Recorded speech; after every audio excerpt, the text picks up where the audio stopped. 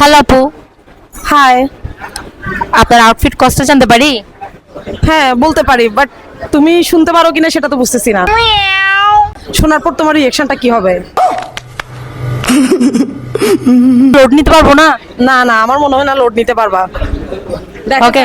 First হচ্ছে আমার পরে যে জামাটা 24,000 টাকা,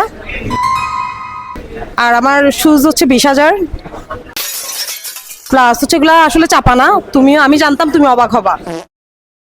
আর ব্যাগটা হচ্ছে 10,000, মানে অত বেশি না। আর হাতে হচ্ছে দুইটা আইফোন 14 প্রো ম্যাক্স আর একটা হচ্ছে 13 প্রো।